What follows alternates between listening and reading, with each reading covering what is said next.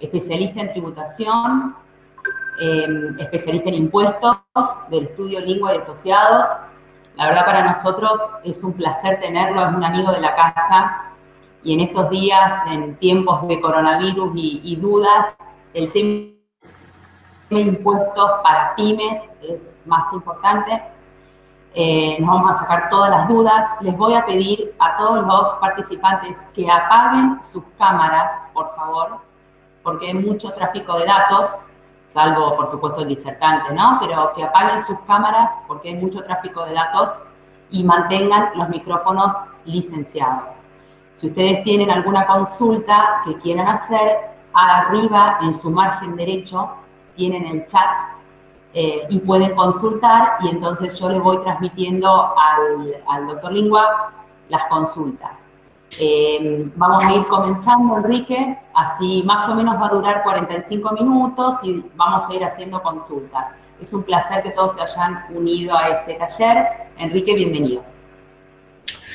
Bueno, muchas gracias, Ana, gracias a la Escuela de Negocios de la Fundación Libertad y muchas gracias a todos ustedes por integrarse a esta charla que, como decía Ana recién, de golpe así como un rayo, nos encontramos con que se cambian nuestros hábitos, se cambian nuestras costumbres, se cambia nuestra forma de trabajo.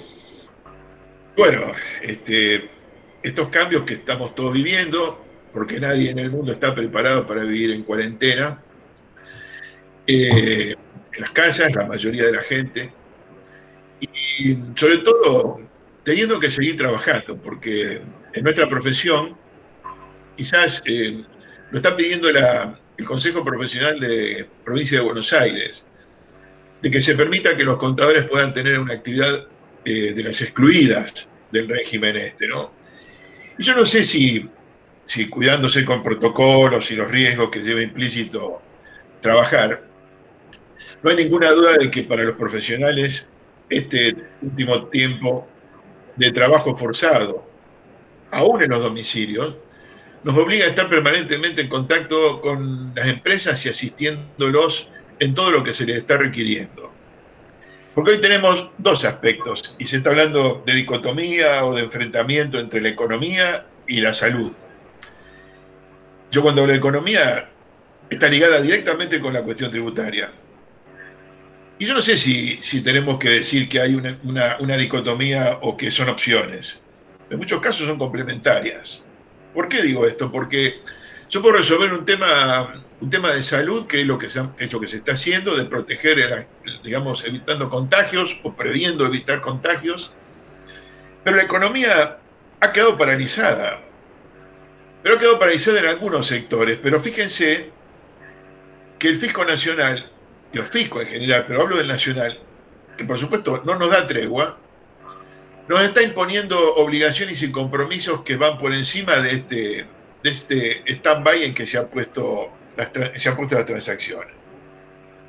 Y fíjense que estamos trabajando en forma permanente para presentar ante la AFIP sistemas o procedimientos de ayuda para las empresas, especialmente para pymes.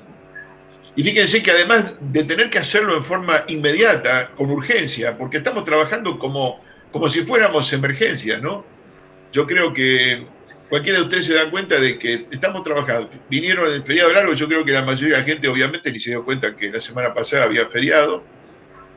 Tuvimos que trabajar fines de semana y ahora encima nos dan un plazo para completar información muy exiguo, de solamente prácticamente 3 días hábiles para presentar todo lo que es el ATP, que es el régimen de asistencia para el trabajo y la producción.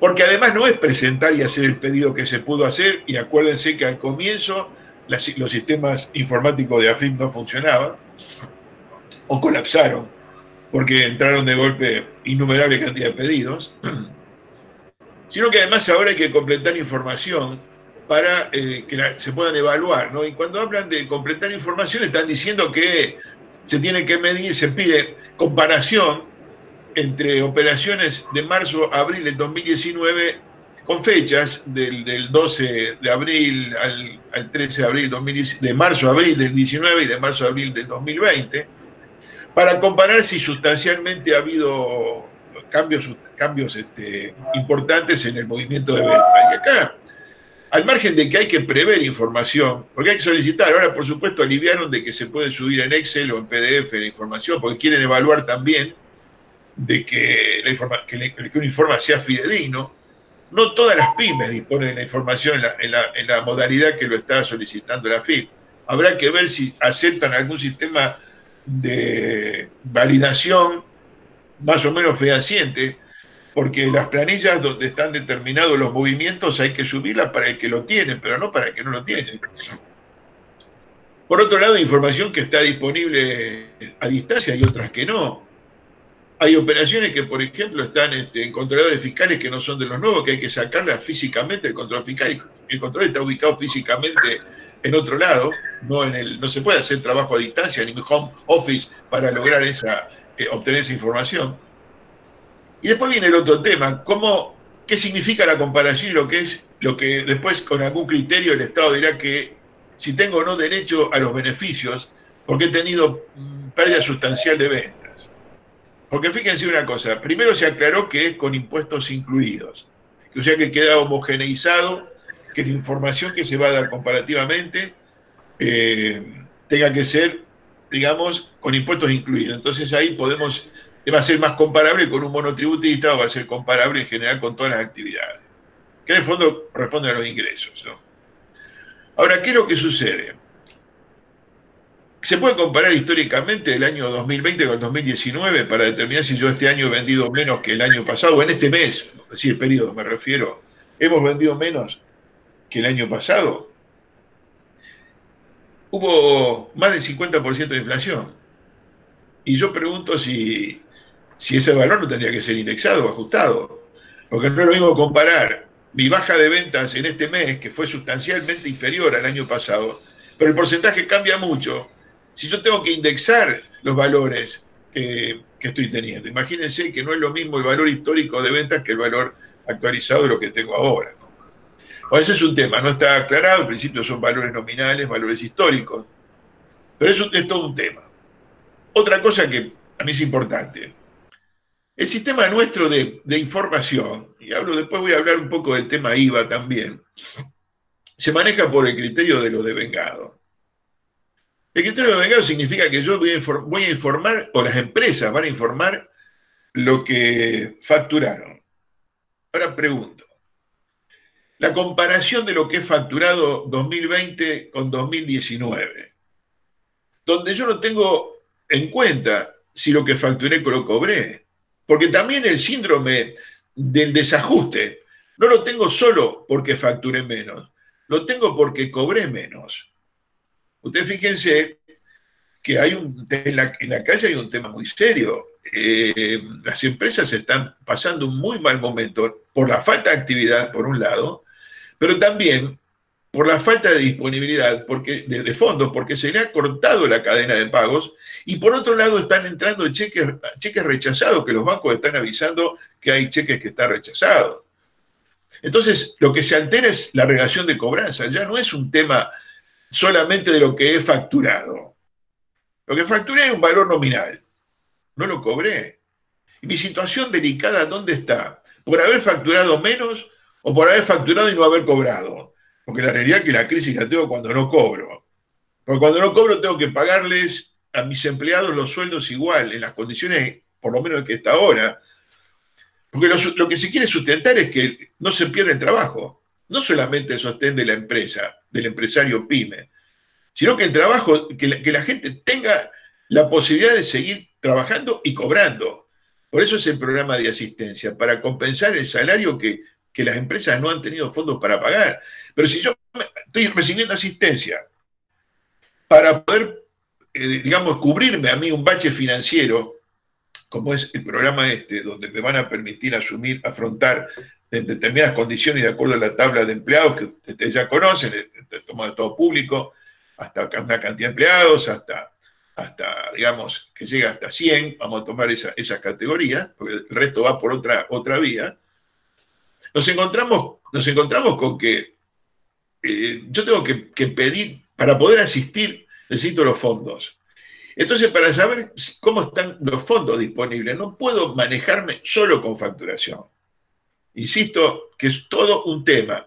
Y me preocupa esto porque eh, es complicado hasta por el tema de la asistencia que se promete y se va a dar. Que se va dando, pero se va dando en el tiempo. No se da de forma inmediata. La asistencia a los autónomos y monotributistas categorías A y B se prometió en marzo, pero recién se va a efectivizar a partir del 25 de abril de este año, ahora próximo. Y en esto tengo el temor, y lo hago a la relación entre lo que les decía del apoyo financiero y lo que les decía respecto a la forma de comparar o determinar la información, de que en el fondo de todo esto, me parece que el parámetro de ingresos no es suficiente. Y donde yo creo que está el problema serio, entonces, es en la disponibilidad de los fondos. Y bueno, estamos esperando a lo mejor mayores aclaraciones, mayores disposiciones, y por supuesto que estos días escasos en los cuales se ha fijado para subir toda la información tenga algún límite, alguna tolerancia, porque hay que pensar que están pidiendo información, pero las empresas están cerradas, o muchas empresas están cerradas. Todo el mundo tiene que de alguna manera acceder a esa información. Puede obtener a distancia, pero puede ser que no. Entonces, me parece que en estas cuestiones damos plazos exiguos cuando realmente la situación económica y social es diferente a lo que se pide en otros momentos. Yo comprendo, y esto hago un análisis un poco más genérico respecto a las necesidades del Estado. El Estado está necesitando imperiosamente contar con fondos, y por eso se han sido tan restrictivos con las prórrogas y los cambios digamos, de fechas de vencimiento. Han sido muy exiguos los plazos, y ahora me estoy refiriendo al Estado Nacional. Prorrogaron moratorias, acogimientos moratorias, no los intereses, o sea, se siguen acumulando los intereses, pero bueno, por lo menos hay más plazo para presentar. Y hay algunas cosas con las moratorias que también tenemos que ver. Pero con respecto a los vencimientos y a la necesidad del Estado, ustedes ven que no ha habido muchos corrimientos de pagos importantes, como por ejemplo el impuesto de valor agregado, anticipo de ganancias y bienes personales en general. Estamos en una puja entre la necesidad de contar con un desahogo financiero, no estamos hablando económico, sino financiero, frente a la necesidad del Estado. Yo, con respecto al tema créditos, que es la otra la apoyatura que están recibiendo las empresas, y por otro lado está ensamblado con este apoyo del sistema de asistencia al trabajo y a la producción, donde, fíjense lo que resolvió Estados Unidos, para tomarlo como ejemplo respecto a este apoyo a las pymes. En forma automática se le asignaron el equivalente a 3 meses de masa salarial, el sector pyme, a 3 meses de masa salarial. Con la condición, fíjense en las condiciones, a mi juicio, más simples. Estamos hablando de Estados Unidos, me parece por ahí un poco difícil traspolarlo a la Argentina, pero igualmente vale la pena que lo comentemos. 3 meses de masa salarial, con la condición de que el empresario pague, por supuesto, íntegramente con esa plata los sueldos, que no produzca ningún despido, o sea, que no afecte digamos, la planta laboral, y no tenga que la persona en Estados Unidos recurrir al fondo de desempleo por despido, sino que cumpla con el compromiso de mantener al personal. Y por otro lado, que pague los impuestos que van venciendo en el periodo de esto. O sea, que no le eliminan ni le postergan el pago de impuestos. Dicen, yo te doy esta plata, vos mantenés el personal y pagame los impuestos. Si no cumple con estos requisitos, el aporte que se le da de los sueldos lo tiene que devolver como un préstamo con una tasa de interés, como se devuelve un préstamo.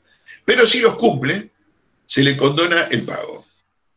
Entonces, yo lo que digo es que en alguna medida todo esto tiene que servir como ejemplo para darnos cuenta de que a veces necesitamos también confiar en la gente. Yo creo que acá son medidas restrictivas por escasez de fondos, por la desconfianza que genera, por supuesto, a veces la actitud, el comportamiento de algunos sectores digamos, de la masa de contribuyentes en Argentina. Pero me parece que hay que ser un poco más liviano en las cuestiones, o por lo menos si prometo que voy a dar algo, creo que tengo que buscar los medios para que eso se le pueda dar en el fondo con celeridad. La gente está necesitando contar con eso, con esos fondos, ¿no? Hay cosas que habrá que ir aclarando en el tiempo, qué características fiscales van a tener estos aportes. Bueno, no es para analizarlo en este momento, la gente lo tiene que pedir, aún sabiendo que ha habido algo importante, que nosotros lo tenemos que dar por asumido y que aceptado. El hecho de solicitar este régimen de asistencia al trabajo y la producción obliga a quienes lo pidan a renunciar al secreto fiscal. Ustedes dirán, ¿qué significaría o qué es lo que está significando renunciar al secreto fiscal? Bueno, significa de que la información que yo tenga que darle, porque tengo que dar información si tengo inversiones, determinadas cosas que puedan ser utilizados en otras áreas del gobierno. En otras áreas que puede ser la ANSES, la Caja de Jubilación, sistema previsional, sistema bancario. La realidad es que a veces uno no entiende por qué se solicitan estas cosas, digamos. ¿Cuál habrá sido la razón que llevó a que se tenga, que yo esté buscando un régimen de asistencia, mira, te lo condiciono a que esta información la voy a manejar como yo quiera internamente? Bueno, no sabemos la razón que, pero que sí quiero decir que se sepa, aún con las restricciones y con la cautela con que supuestamente el Estado va a manejar esta información, que quede claro de que se renuncia al secreto fiscal.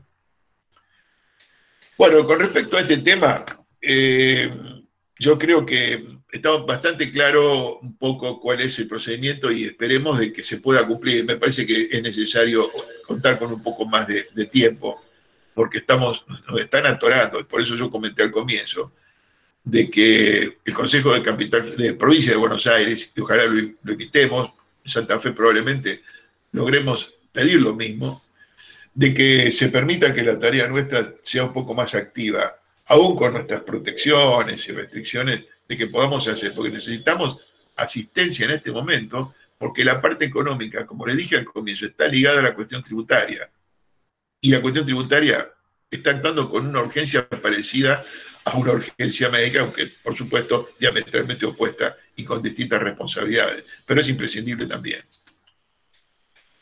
Bueno, ha habido en este tiempo digamos, de novedades, estas novedades, como le dije, que caen como un rayo y que obligan a replantear toda una situación general de trabajo, modalidades operativas, la intensificación del trabajo a distancia, la menor movilización, por supuesto, esto está poniendo de manifiesto que hay un montón de situaciones que se pueden solucionar igualmente a distancia sin necesidad de movilizarse. Hablaba con un amigo y decía, mira cuánta plata me he ahorrado en combustible, con todas las consecuencias posteriores que tiene, donde el menor consumo de combustible afecta, por supuesto, la venta de combustible y produce crisis en otro sector, o crisis en la empresa de transporte que no traslada gente. Pero si lo tomamos en forma aislada, cada uno de estos casos, y están implantándose cosas que probablemente no vayan a cambiar más, o por lo menos se instalen como modalidad de trabajo, y ha forzado la aceptación de cosas que por ahí uno pensaba, ¿por qué no pueden ser? Esos paradigmas, ¿por qué no puede cambiar esto? Y resulta que nos encontramos que hoy empieza a servir la firma digital, empieza a servir en las cosas cotidianas, que una prescripción médica se pueda enviar por WhatsApp y se pueda enviar a la farmacia por WhatsApp, y que dejamos del lado del papel con la firma original.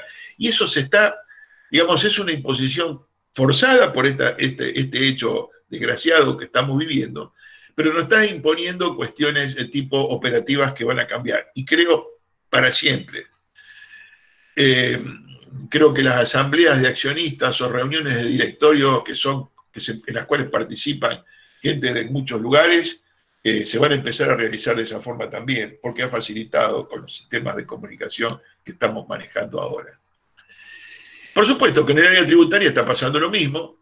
Ya fíjense que el tema de certificación de estados contables se ha simplificado, el trámite para presentarlo, y creo que esto avanza mucho más. Y bueno, estamos viendo que ha habido cosas, ha habido cambios en la provincia, por ejemplo, Santa Fe. ¿Qué hizo Santa Fe? prorrogó las obligaciones de ingresos brutos, agentes de una serie de códigos inmobiliarios. Ahora, la noticia que uno ve en la tapa de los diarios es que la provincia de Santa Fe prorrogó el pago de las obligaciones tributarias para el mes que viene. Esa es la letra importante. La letra chica es que para la provincia, las contribuciones en la parte de la provincia de Santa Fe y por determinaciones de impuestos a los ingresos brutos hasta 10.000 pesos, no más que eso.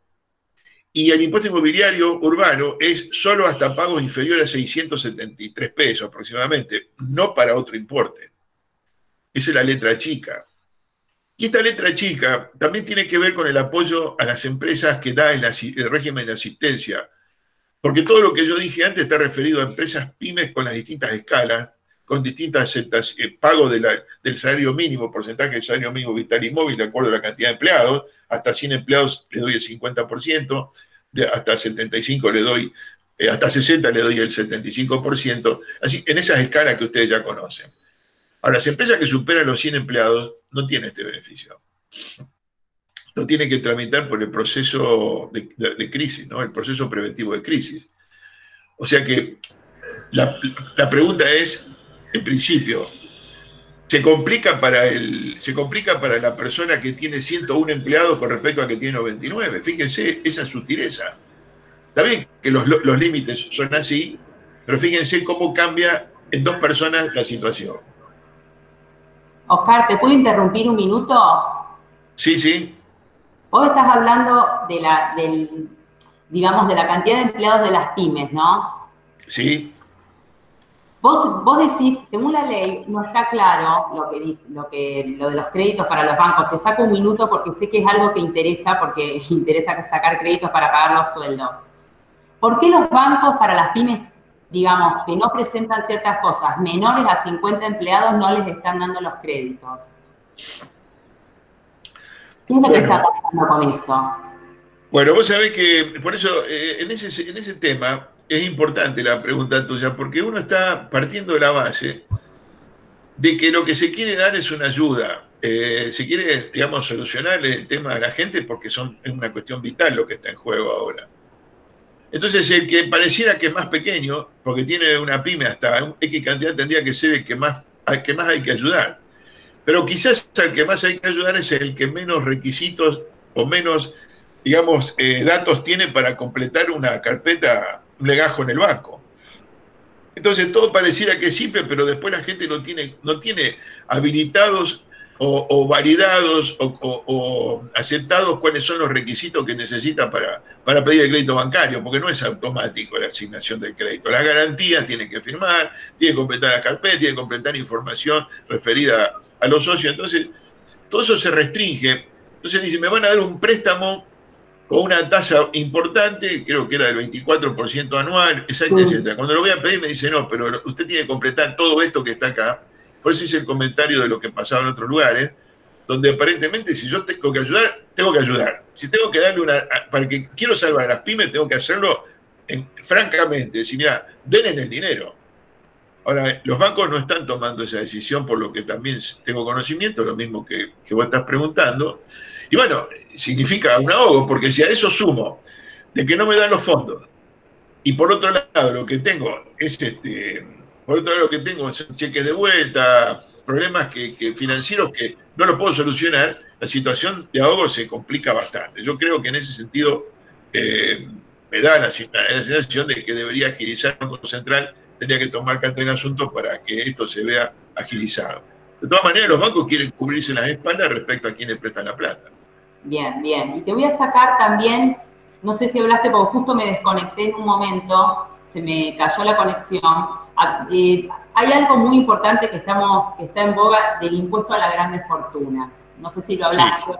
¿Esto tiene viabilidad realmente? Bueno, mira, yo justamente estaba comentando cosas y quería llegar a ese punto que, bueno, te agradezco que vos lo plantees. Porque acá, insisto, que estamos buscando fondos, estamos queriendo que se recaude lo que ya está vigente, las obligaciones fiscales de hoy.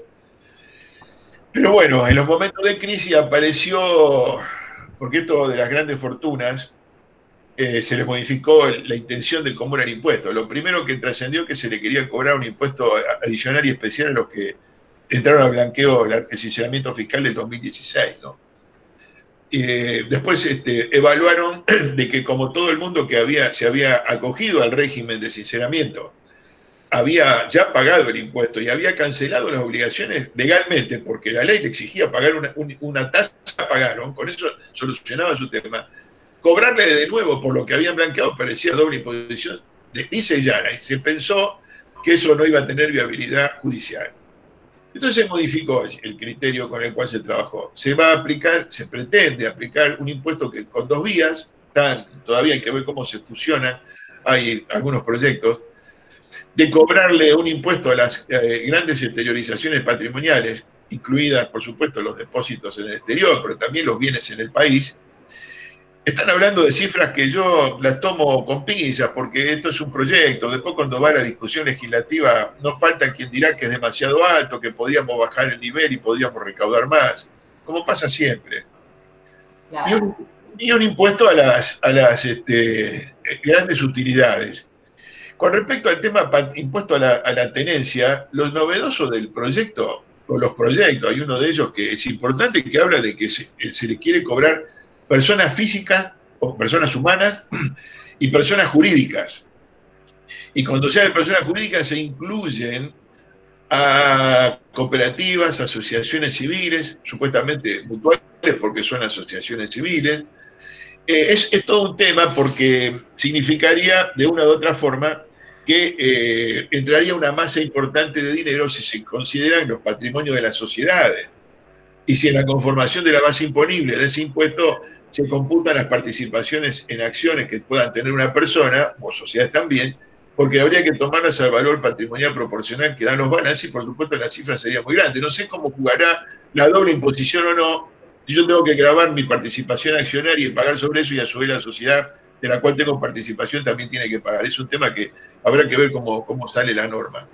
Pero ahora, tu pregunta, si tiene viabilidad, y yo te digo que en Argentina todo es posible. Yo no creo que esto vaya a fracasar. Es más, creo que se pidió en el Senado que la Corte Suprema valide las reuniones a distancia de los senadores para aprobar un proyecto de ley de esta naturaleza, ¿no? Leyes que están basados en una emergencia y que se pretende hacer una recaudación adicional para cubrir déficit, para dedicarlo al tema de salud.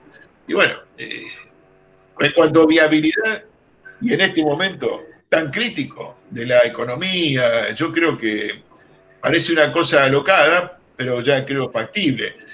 Si me preguntan algo, yo voy a repetir lo que ya he comentado en otros momentos, en otras oportunidades, en estos días.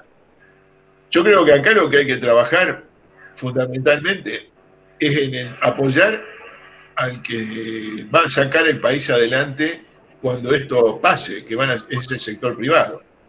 Si ustedes me preguntan si yo veo factible de que el Estado Nacional le ayude al sector privado, pero cualquier sector privado, pymes, que es muy importante, pero no pymes también, porque la solución va a venir el día que para poner en marcha el país, va a venir por la colocación de capital, porque el Estado ya llegó a un límite a donde puede hacer, salvo que el Estado se quiera volver empresario, que es otro tema político del cual no me parece razonable plantearlo ahora, pero que sí lo creo viable. ¿Pero qué quiero decir con que el impuesto lo veo viable? ¿Pero qué quiero decir?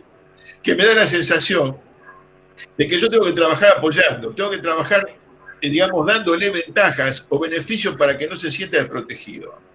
Tengo muchas cosas en marcha que creo que el Estado podría hacer para ayudar a que el empresario se prepare para poner en marcha el país, porque también tengamos en cuenta que hay una reingeniería, va a haber una reingeniería, va a tener que reinventarse un montón de actividades. Porque acá van a cambiar, a partir de todo lo que ha sucedido, van a cambiar un montón de muchas actividades que hoy parecían que eran inamovibles y que no van a poder funcionar, o un funcionamiento va a ser diferente. Entonces habrá que ver cómo se adapta la cuestión fiscal también a eso, pero yo hablo de una pavada porque esto es una cosa simple, que lo comento delante de todo. El home office obliga a que todo el mundo haya tenido que manejar tecnología en su domicilio. Tecnología que significa gasto, o adaptar, o comprarme un equipo de computación para trabajar en mi casa, si no me lo proveyó la empresa, que francamente probable que cada uno use lo suyo. Y yo digo, cuando soy empleado de relación de dependencia y tengo que pasar los gastos a la empresa, esos gastos, algún día habrá que considerarlos o no, porque son gastos especiales. Si me compré una computadora para trabajar en mi casa, la amortización de esa computadora tendría que permitirse que se use. Hablo de una cosa simple, pero lo que quiero decir es que cuando yo hablo de la viabilidad puede ser que eso salga, pero paralelamente a eso tiene que haber normas que faciliten, no solamente que expriman los bolsillos de los contribuyentes. Está bien, uno dirá, bueno, pero el que quiere exprimir es el que tiene mucho. Yo no voy solamente a pensar que se exprime al que tiene mucho. Yo creo que en definitiva lo que estoy haciendo es sacar recursos que se podrían volcar para otra cosa. Ahora ustedes pueden decir, bueno, el que tiene plata afuera no la va a traer. Por eso nadie lo sabe. Nadie lo sabe. Si yo le creo condiciones desfavorables, no la va a traer. Enrique, me tocaste un tema clave, una pregunta que tenía para hacerte. Viste que dicen que en el exterior, lo voy a leer porque me lo anoté para preguntártelo, están hablando de la repatriación de los capitales, ¿no? Y dicen que en el exterior han detectado cuentas no declaradas por cifras elevadas y hablan de 1.000 cuentas y 2.600 millones de dólares. ¿En qué situación se encuentran los inversores? O sea, ¿qué sanciones pueden recibir con esto, no? Bueno, yo te digo dos cosas. Después voy a hacer un comentario con respecto a los fondos en el exterior. Y la repatriación de fondos en el exterior, de aquellos que por supuesto lo tienen declarado y justificado. Evidentemente saltaron, y por lo que leí, porque esto ha sido información periodística, ese dato de dólares que estarían en cuentas en el exterior y de cantidad de cuentas, está tomado, parece, con un piso de $1 millón de depósitos, o sea, depósitos superiores a $1 millón. Lo que leí que si se bajara el rango de búsqueda, la cifra de cuentas y de depósitos sería mucho mayor. Eso por un lado, para, digamos, darte un encuadre de cuál sería, por lo menos lo que trascendió el tema que se ha descubierto a través de una información que dice que dio la OCDE a la Argentina en el 2017. Habrá que ver si hay evolución en estos 2 años que pasaron, pero bueno, eso es lo que trascendió. Ahora, obviamente, que si en el cruce de datos de las cuentas esas, las personas son contribuyentes y residentes en la República Argentina y no lo tienen incluido en sus declaraciones de ganancia, impuesto de ganancia y de bienes personales, la sanción es de incremento, el ajuste llevaría implícito sobre la base de ingresos patrimoniales no justificados por los años que se detecte que está el dinero afuera y si es mucho tiempo por los años no prescritos. Ahora, eso es respecto a ganancias, que se consideraría un ingreso no declarado, el dinero que está afuera se convertiría en un ingreso no declarado, no justificado. Habría que ver el análisis de bienes personales, porque a cada fin de año esos saldos debieron haber pagado bienes personales, si no lo tributaron, se lo tendrían que ajustar. Y después quedaría analizar, que son las cuestiones más finas, cuál es la actividad de la persona. Si la persona que llevó el dinero afuera tiene una actividad generadora de impuesto a valor agregado, habría que analizar si además el fisco no le puede aplicar el 21% sobre ese ingreso, porque puede partir de la base que yo lo obtuve en algo que no pagué impuestos y además me lo llevo afuera. No pagué IVA y lo llevo afuera. Eso sería un poco el mecanismo de sancionatorio, que no es poca cosa, respecto a que se detecte gente que tiene el dinero afuera y que no lo tiene declarado. Ese sería un poco el procedimiento. Ana, si me permitís, con respecto a los bienes que están en el exterior, los depósitos en el exterior, la norma de bienes personales que se sancionó sobre finales del 2019 permitía o alentó repatriación de un porcentaje equivalente a 5% de las tenencias que hubiese a diciembre del año pasado. Ese depósito del 5%, ese 5% se iba a canalizar a través de una transferencia directa de la entidad financiera que tuviera el dinero del exterior a una cuenta abierta al efecto por el contribuyente en Argentina para traer ese 5%. Ese 5% debe estar inmovilizado entre el 31 de marzo y el 31 de diciembre de este año. Bueno, esa fecha se postergó, se la llevó al mes siguiente, se la llevó a abril, y en el medio se creó, de ese trámite de la tentación de la repatriación de ese 5%, una en pago a cuenta para aquellos casos en que opten por no repatriar.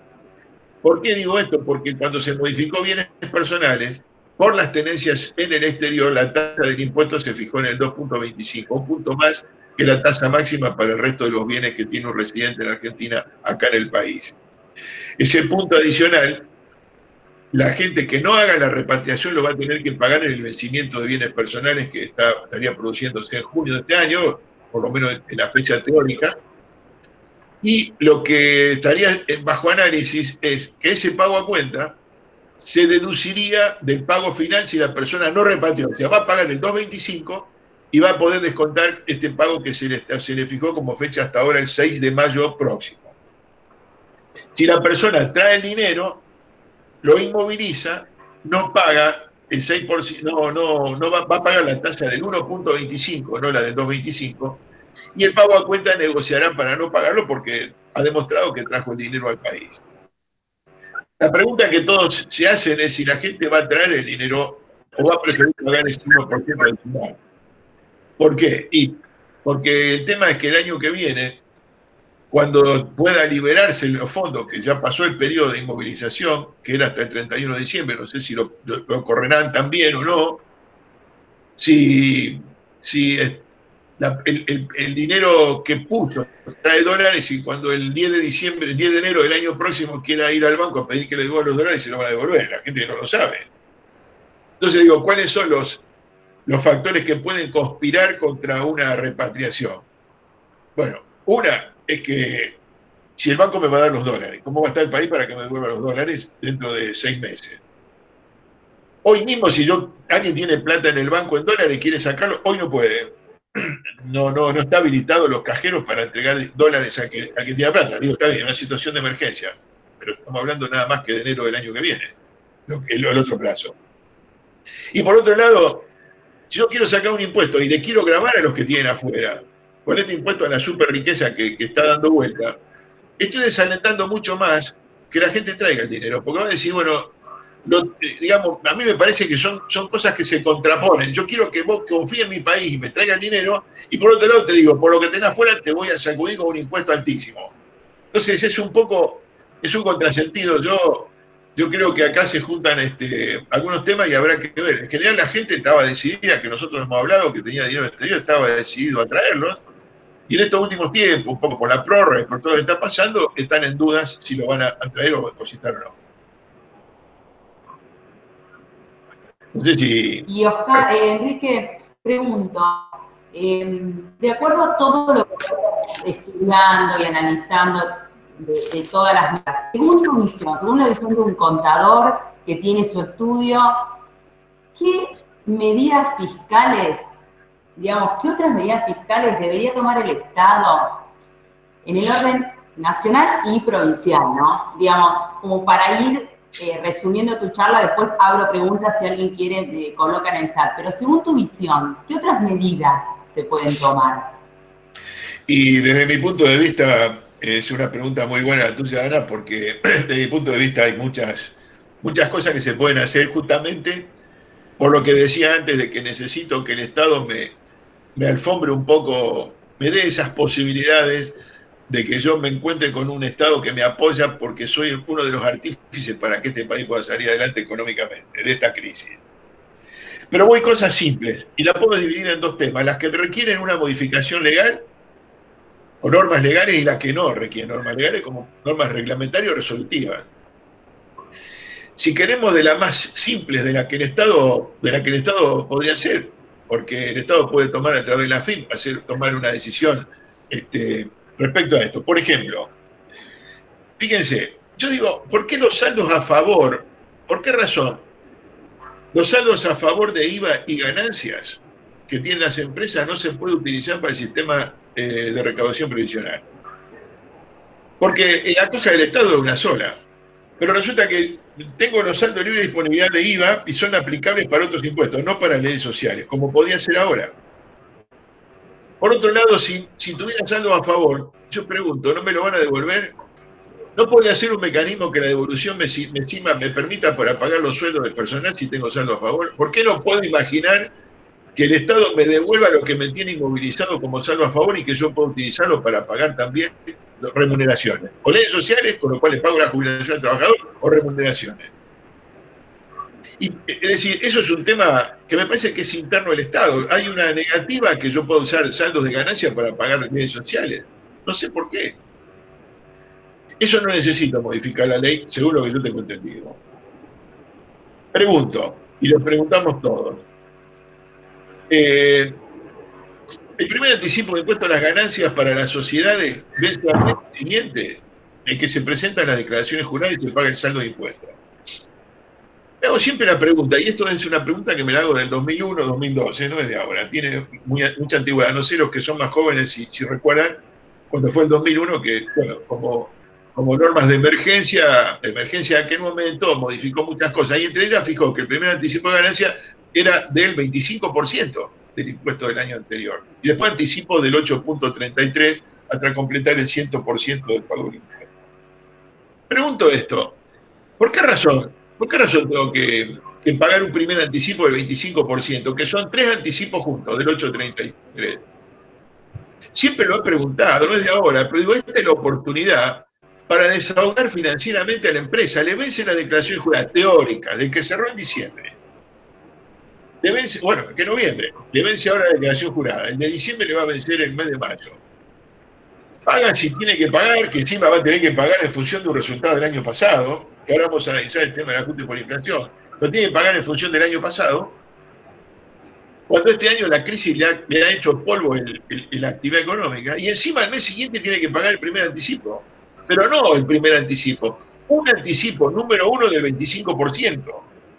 Es una cosa que no encaja dentro de lo que yo quiero decir como alivio. E hice un comentario respecto al tema ajuste por inflación, que requeriría una modificación legal. Era un tema de los que tenía agendado para comentarles, de lo que entiendo que hay que hacer. Porque yo hablé de lo que era, y esto es el deber ser. Hasta ahora hablé del ser. Ahora vamos a ver el deber ser. Ustedes saben que el ajuste por inflación impositivo tuvo una modificación a fin del año pasado donde se permitió que si hay un ajuste, en este caso vamos a hablar del ajuste negativo, que es el que favorece a la empresa, y no del positivo que favorece al Estado, que lo que me dé como resultado a favor como contribuyente lo puedo tomar en 6 años. O sea, un sexto por año. Esa licuación de que es una deducción prácticamente se convierte en imperceptible. Más que un sexto pueda ser significativo de acuerdo al volumen de la empresa. A mí me parece una exorbitancia. Ya con el gobierno anterior habíamos tenido la división en 3 periodos. Con la condición de los índices, había que superar determinados índices de inflación, que estuvimos muy cerca de superarlos, y después se superó, por supuesto, en la comparación de los 12 meses. Pero fíjense ustedes el tema del ajuste por inflación de este año, diciembre. Hago el ajuste por inflación y tomo un sexto del ajuste negativo. La verdad, eso es un tema para analizar, porque le debo permitir, porque la situación que se está dando para el contribuyente de sociedades va a ser muy distinta a lo que tenga ahora en abril o mayo, cuando tenga que pagar, que lo que le determine el balance que cerró en el mes de noviembre o diciembre, que son los meses que están cerrando ahora, los meses críticos.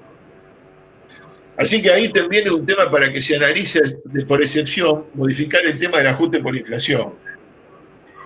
Fíjense ustedes como norma resolutiva, que yo les decía recién, tendría que aliviarse el tema del pago de las cuotas, de moratorias que están tomadas con anterioridad a esta crisis. Moratorias que vienen, planes de pago, no moratorias, planes de pago que tiene la empresa para pagar IVA, para pagar carga social o lo que fuere, y que la gente no va a tener el dinero para pagar la cuota, no tuvo, no la tendrá en marzo y mucho menos la va a tener en abril con las perspectivas que hay. Y ese tema entiendo que debería ser considerado también de que no caduque el plan de pago por el mero atraso, que no sea condición de caducidad de la moratoria por el atraso que yo tenga en el pago. Al contrario, que se me facilite la posibilidad de cumplir con mi obligación. Bueno, por supuesto que estamos pidiendo que se posterguen los vencimientos. Obviamente me parece que debía postergarse los vencimientos. No creo que ganancia de sociedad tenga que vencer el mes de mayo. Estamos trabajando contrarreloj con los balances que se dan en diciembre, que la mayor cantidad de gente tiene balance, y la realidad que se nos viene encima un trabajo a distancia complejo. Los balances no se cierran a distancia solamente. Y después el plan de pago, amplio plan de pago para tributar el saldo que arroje la declaración jurada, especialmente ganancias. Y después cuando vence en el mes de junio, persona física o persona humana, pensar también en planes de pago que alivien un poco. Todo el mundo va a tener problemas para pagar impuestos, de eso no hay ninguna duda. Y sobre todo que tiene empleados, porque la prioridad la tiene con los empleados. Sí, sí, Gloria, yo me pregunto... Sí, Ana. Lo que me pregunto Sí. es por qué no prorrogan, por qué no ganancias, por qué no se prorroga o no hacen como un plan de pagos del anticipo. Eso es lo que no entiendo, es una asfixia bastante grande, a eso me refiero, ¿no? Bueno, mira, vos sabés que siempre yo digo que hay que ponerse en la vereda de donde está digamos, el Estado y donde está la necesidad de recaudar y donde está el interés del contribuyente en tratar de pagar o no pagar, no pagar. Fíjate que no se anuncia corrimiento de vencimientos hasta último momento y cuando llega inclusive hasta último momento tampoco se anuncia, ¿no es cierto? O sea, lo que quiero decirte es que se está jugando que la gente haga lo posible por pagar en todo caso.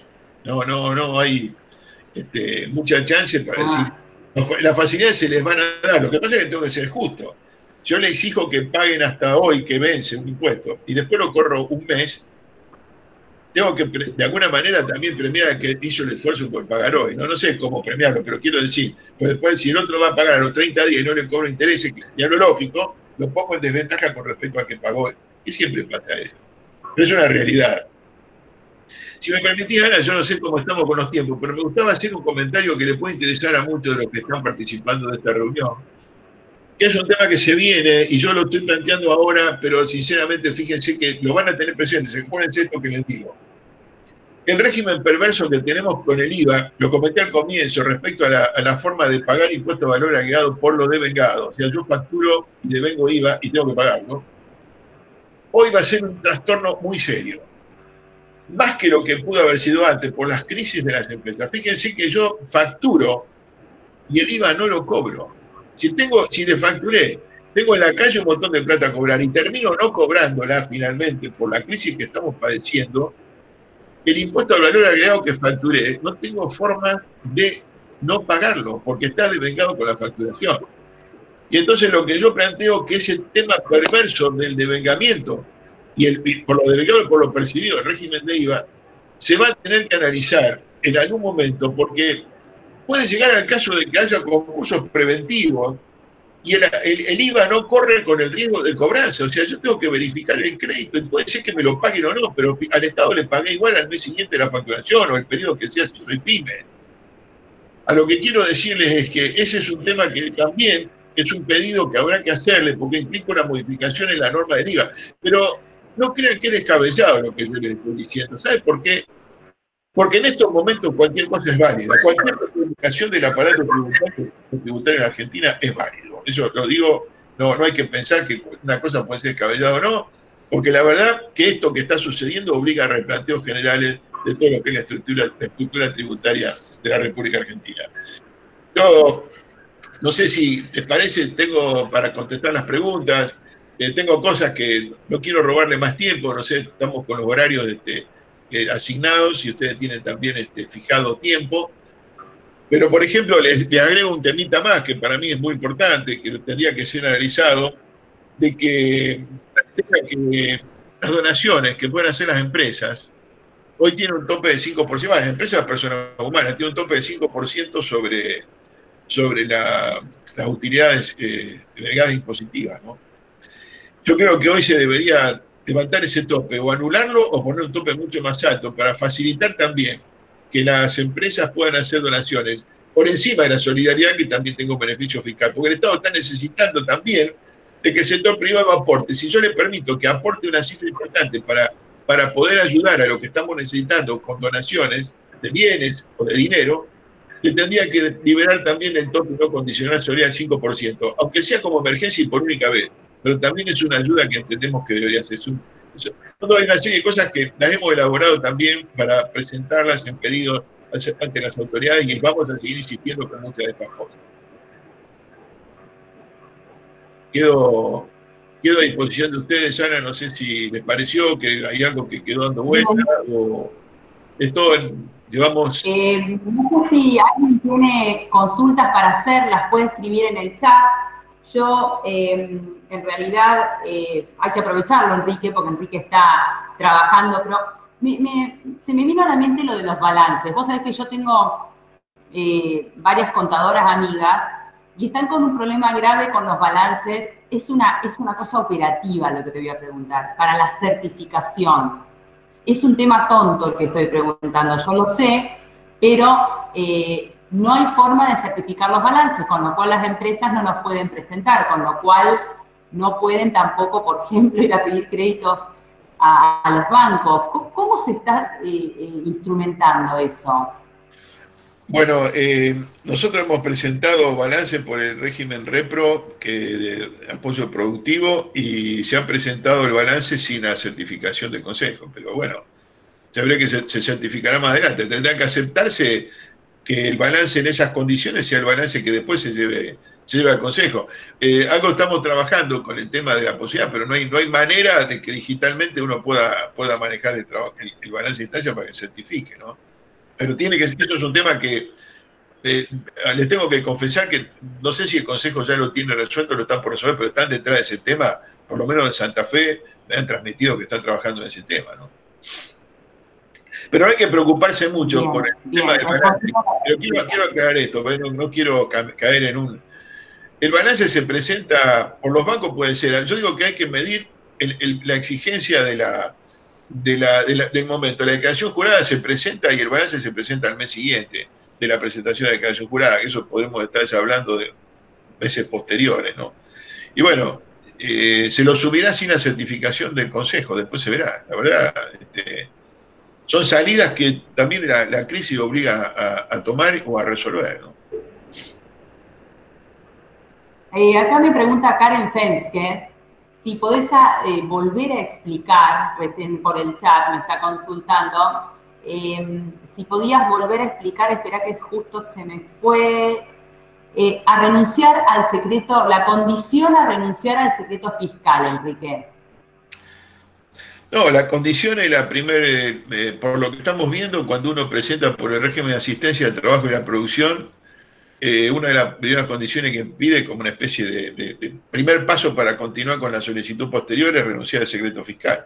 Eso significaría que es una información que yo voy a proveer al Estado a través de la página de AFIP, que en el fondo son las ventas que tuve, como yo le dije al comienzo, son las ventas con impuestos que tuve comparado dos periodos, de marzo a abril del año pasado con marzo a abril de este año, con días, no lo estoy poniendo con la fecha, del 12 del mes al 13 del otro, y de los 2 meses.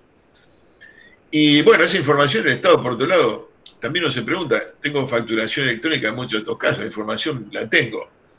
En cuanto al secreto fiscal, está más que nada manejado con información complementaria que van a pedirle a otro tipo de magnitud empresaria respecto a depósitos a plazo fijo, si tiene cuenta en el exterior. Hay una serie de datos que se van a tener que solicitar y que se quedó claro de que todo lo que se pida va a ser, puede ser utilizado por otras reparticiones del Estado. Bien. ¿Alguna otra pregunta que tengan, que le quieran hacer a Enrique? Porque si no, bueno, lo vamos a ir liberando, pero para aprovecharlo, ¿alguien le quiere consultar algo? Creo que estaba Alejandro, una persona Alejandro, que te quería consultar, pero no sé si está conectado a la reunión. Una pregunta, Enrique. Sí. ¿Hay algo legal que, por ejemplo, una empresa no o paga la mitad de los sueldos y tributa la mitad? ¿Se entiende? Digamos, no aporta todos los aportes completos patronales. ¿Qué sucede ahí? Bueno, el tema es este. Lo que se le descuenta al trabajador en la denominación de la parte laboral se llama aporte. Lo que paga el empresario, el empleador, se le dice contribución.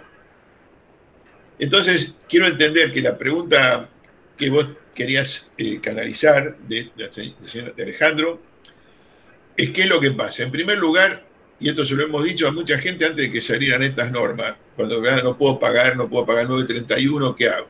Bueno, en realidad, y esto es histórico, se ha manejado históricamente así. Una cosa es que yo no pague el compromiso como empresario de mi parte, el 10,77%, que es prácticamente el 11%, que son fondos de la empresa que hago aporte al sistema para juntarlo con lo que se le descuente al trabajador. Pero siempre dijimos que lo que es retención de fondos del trabajador debe depositarse.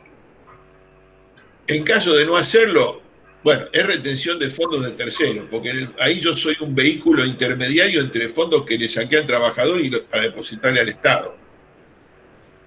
En este momento, en la teoría, la dificultad económica puede conducir a que yo no pague nada, eso lo descartamos, eso ya lo sabemos que es así. Pero yo digo, si tengo que resolver problemas urgentes de financiamiento o de otros compromisos, yo tengo que recomendar que se asuma el pago de lo que es del trabajador, o sea, sus aportes, la ART, que es muy importante que yo la pague, porque tengo la cobertura también de las eventuales accidentes que pueda tener un trabajador, y de la obra social, para seguir manteniéndole su protección respecto al tema salud. Por supuesto, está implícito también el pago del PAMI, de la parte que va al Instituto Nacional de Previsión para Jubilados y Pensionados. Podía no depositar la parte mía, mi contribución. En ese caso, no estoy dejando de pagar fondos que son de terceros, sino que estoy dejando de ingresar una contribución mía como cuando no pago un impuesto. Unos son fondos de terceros y otros son fondos míos. No sé si respondí a tu pregunta.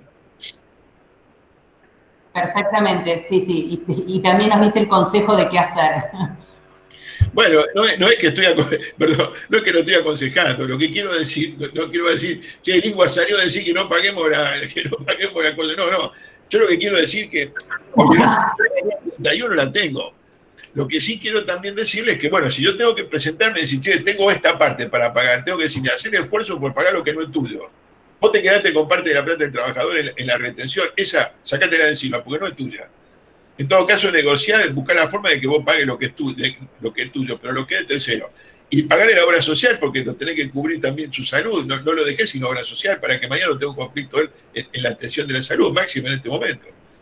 Así que yo digo que es una recomendación más que un consejo, pero bueno, bien. Primero es lo que pensamos y es lo que aconsejamos a la gente.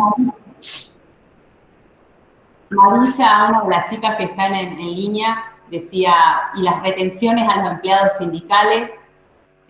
Justo preguntaba recién, ¿no? Bueno, las retenciones que van a los sindicatos, en principio también son obligatorias y es descuento que yo le hago al trabajador, no hay duda. Bien. Sí, perdón, no sé de largo al sindicato, pero yo lo que quiero significar es que lo que son fondos de terceros, yo no me los debería quedar, yo tendría que recibirlo y sacármelo de encima, eso es lo que quiero significar, todo.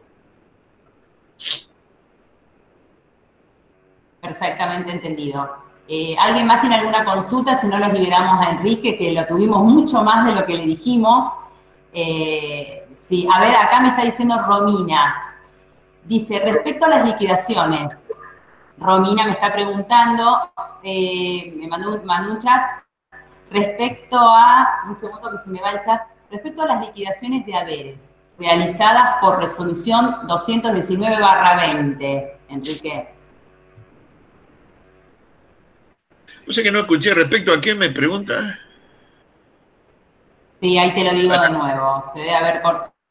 Todas las liquidaciones de haberes realizadas por resolución 219/20. Que luego fue derogada. Sí, bueno, ahí hubo todo un problema de lo que era remunerativo y no remunerativo. Fue un tema que dio lugar a marcha atrás con respecto a la liquidación. Hubo que rehacerla en forma de urgencia porque se tomó... Sí, era un tema que había quedado solapado. Fue un tema de que se buscó un procedimiento de consideración del trabajo fuera de la empresa o trabajo, digamos, compensación cuando la persona no había ido a trabajar y el tema de la tipificación de si ese pago era remunerativo o no remunerativo. Pero la verdad que, bueno, finalmente hubo que rehacer toda la liquidación, hubo un conflicto muy serio cuando terminó marzo con ese tema. Pero bueno, la verdad que lo lo di por superado el tema como quedó. No sé si qué duda puede haber quedado, pero de mi parte de vista lo había dado por superado después que hubo que solucionar todo ese conflicto. Claro, porque Romina preguntaba si había que hacer rectificativas, ¿no? Entonces eso consultaba puntualmente. No escuché, sí, la rectificativa en el caso de que se haya tomado en lo que se liquidó un tratamiento distinto al que después salió, después de la derogación y que quedó, el estado en que quedó la norma, si uno lo liquidó en forma diferente hay que rectificarlo, porque era la consideración que yo estoy diciendo, sí, sí. Exactamente. Bueno, y la última pregunta de María Cecilia, que me pregunta, el ajuste por inflación impositivo con cierre 12/19, ¿se aplica solo 1/6 en uno del 6? ¿1/6? Sí, señor. Le decimos a la señora que hizo la pregunta que sí, efectivamente. La reforma del 2019 modificó para los balances que cierran a partir de diciembre del 2019, modificó el criterio anterior y el ajuste negativo, que el negativo es el que es a favor del contribuyente, solo se pueda computar en 6 veces, o sea, un sexto por cada uno de los años. Un sexto ahora, en el que cerró, que está por cerrar, y los otros 5 sextos en los años próximos. Efectivamente así. Perfecto, perfecto. Entonces, no habiendo más consultas, Enrique, muchas gracias. Les cuento a todos que vamos a seguir con estos talleres, así que estén atentos. Enrique va a seguir dándolos y les vamos a ir enviando para que se vayan conectando. Un placer, Enrique. No, desde ya el agradecido soy yo. Me alegro de haber podido compartir todo esto, porque en el fondo, en este ambiente en el que estamos transcurriendo estos días, estas charlas un poco nos sacan de este contexto de noticias y de otras cosas. Así que en alguna medida para mí es un gusto haberlo compartido con ustedes. Y bueno, estoy a disposición con ustedes para cuando ustedes nos convocamos y nos volvemos a reunir. Con todo gusto. Que tengan buen día. Gracias, gracias a todos.